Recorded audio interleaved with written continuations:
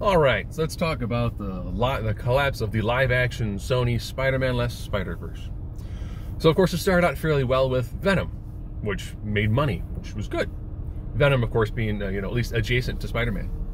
And then we had Venom 2, Let There Be Carnage, which introduced Carnage. You know, the serial killer combined with a symbiote, who has a penchant for turning his hands into axes, which then decided to make PG-13 because, a super-powered serial killer who likes to turn his hands into blades is something you would do PG-13. And then, but still made some money. And then they did Morbius. You know, Morbius, the living vampire, whose main antagonist was...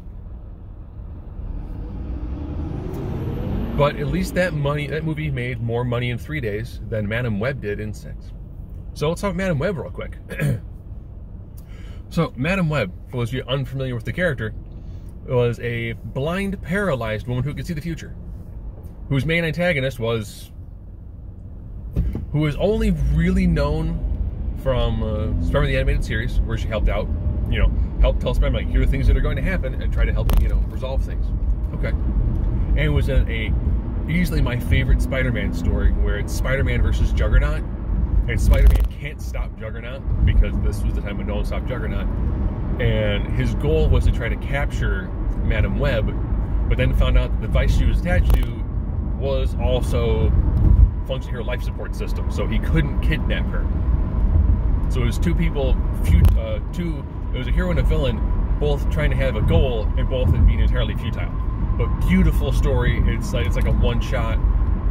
Definitely worth getting it through, Comixology, however you want to get it, because it's probably really expensive to try to buy. So we get her background story. Doesn't have it in the comics, because that's how important she is as a character. And then to round that out, they add 3 other Spider-Women. So cool. 4-character origin story. Oh wait, it's not.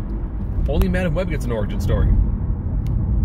And they pretty much give her origin story in the really poorly done trailer. But I know what you're thinking. But I could have sworn in the trailer they showed 3 other girls in suits. Yeah, that was in the flashback. Oh, that's in someone's vision. Oh, where non-Spider-Man Spider-Man is the villain. Because they don't want to use the term Spider-Man for legality reasons. Now, the funny thing is, the Madam Web concept could have worked. Just, all you had to do is change the idea of it. There's this franchise called Charlie's Angels. Gee, let's take 3 women. Let's have them all have similar powers. Let's have somebody who is functionally a disembodied voice. Or, hey, Madam Web could have been Bosley. Didn't have to be Charlie. Show the origin of these 3 characters. Have the same villain hunt them down. He can hunt them down for the exact same reason. You can show him individually defeating them. You can have Madam Web be the person who's kind of, throw in some, hey, I can text you as well. Do beyond seeing the future, also throw in some text, like, hey, I have an X account. But they decided to do it in 2003 because they wanted to have the song Toxic.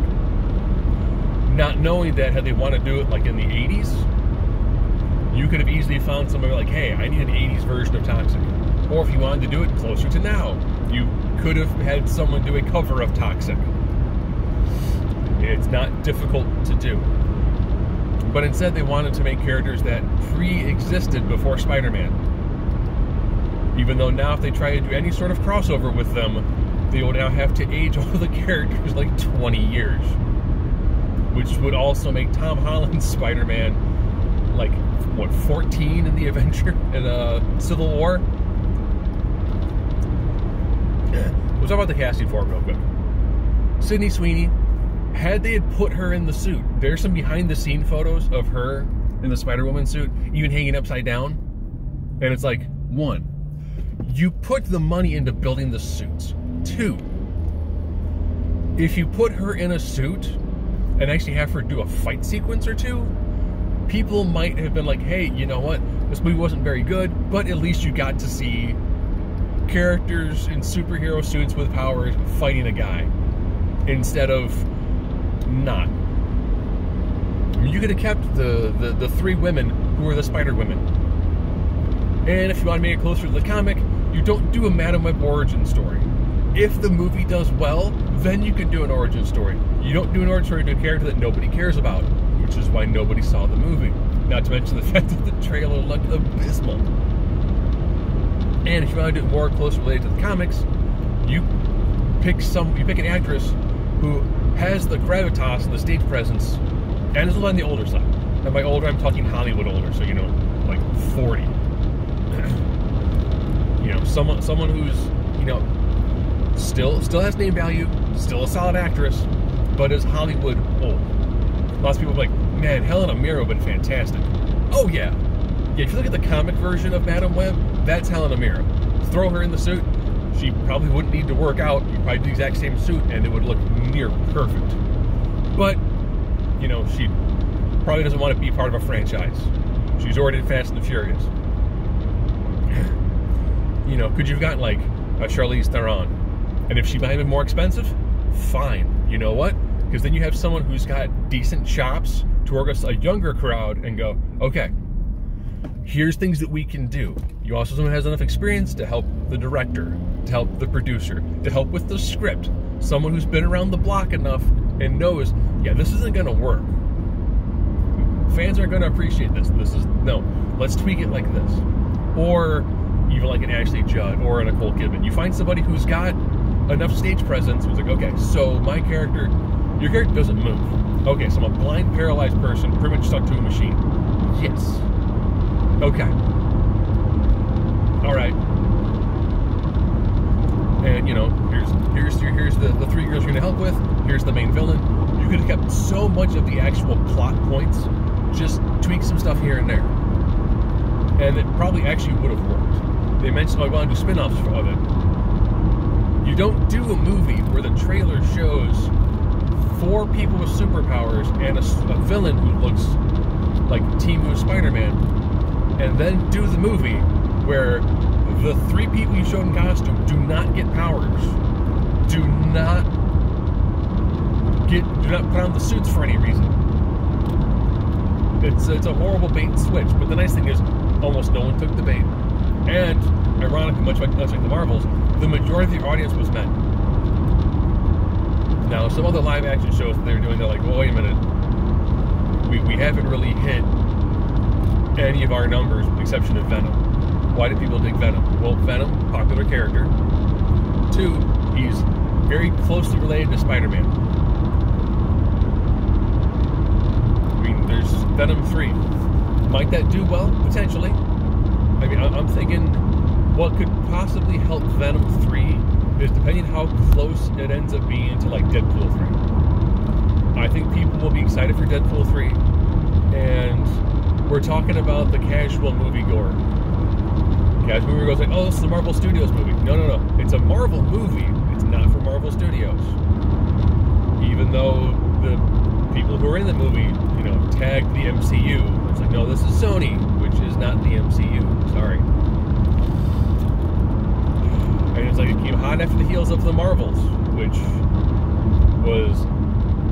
didn't do well in the demographic it was marketed to. And people went, the last one was very good. I don't want to see this comic book movie. Most fans, most casual moviegoers don't really know, like, oh, hey, Flash is in no way, shape, or form related to the Avengers. Oh, there's a reason why Superman didn't show up in Endgame. Even though,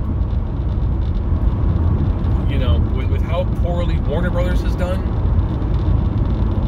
I could picture a world where the IP vampire that is Disney would eventually end up buying, the DC movies, and then we would have Marvel versus DC. We get the Amalgam universe. I think people would definitely love to see a Batman-Wolverine hybrid going around fighting, Joker, Green Goblin. But I digress. And then the Kraven comes out later on this year. The Kraven trailer, I'm like, looks interesting. And I was like, but I have almost a negative desire to see Kraven. There's no Spider-Man. Yep. So what's Kraven gonna do? Oh, he's an anti-hero. Okay. So he has no antagonist? Yeah. You know, movies work really well and you have a defined protagonist and a defined antagonist and the reasons behind why they're fighting each other. Yeah. Or if it's, you know, man versus nature, you know, define a problem. Yeah. You know, just random dude fighting random dudes doesn't work.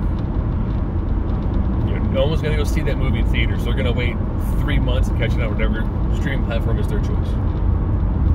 Ironically, the part of Sony's Spider-Man universe, or I should say Spider-Verse, because there's not always Spider-Man, that is doing well, is the animated side.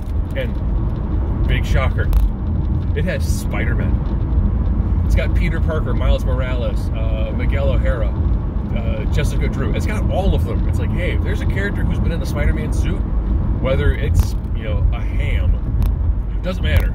If you've been in a comic book and you were Spider-Man, you're in the movie. Because it's all of the Spider-Men. And those movies have made a ton of money. But wait a minute. There's also female Spider-Men too. There's Spider-Women. Yes. There's Spider-People. There's a Spider-Pig. So ironically, what's been dying for Sony in their Spider-Man less Spider-Verse is Spider-Man is the draw. They purchased the IP for Spider-Man. At this point, if they want to actually make some money, what Sony should look into doing, it might also be like Sony and Columbia, however the IP was worked out and distribution was back then. Re-release the Tobey Maguire Spider-Man movies. Re-release the Andrew Garfield Spider-Man movies. I think even Andrew Garfield, a while back when they did, you know, when they did the massive all three living live-action Spider-Man movies, put them all together in one film. Andrew Garfield was like, yeah, I'd love to do another one. And I was like, man, if he did a third Spider-Man film, you would have 3 Maguires, 3 Garfields, and 3 Hollands. And I was like, you know, that could probably actually work. If you want to bring their live-action Spider-Verse back to life, crazy thought, Spider-Man, which is why you purchased the IP. It's like, oh, I got Fantastic Four franchise. Oh, fantastic. Here's my movie, yeah? Molecular Man. What about the Fantastic Four? No. We should really do a movie about Super Skrull. That would be interesting. Who's it going to take on? It's going to be a political drama about... No. You have this massive IP. Pick characters. It's like you bought it for Spider-Man and all the associated characters. Not a lot of people care about the associated characters if there's no Spider-Man. You know, there's talks about, you know, they had a Silk show, which Silk has a problem sustaining a comic book. And they're like, well, this will work. No. If the character can't sustain a comic book, which is where comic book movies come from, don't waste them tens of millions of dollars to make a show for a character that has no built-in fan base. You can't even tangentially use the character Spider-Man to try to help drive people to see the show, and constantly push your marketing for a demographic that has not been showing up for superhero films.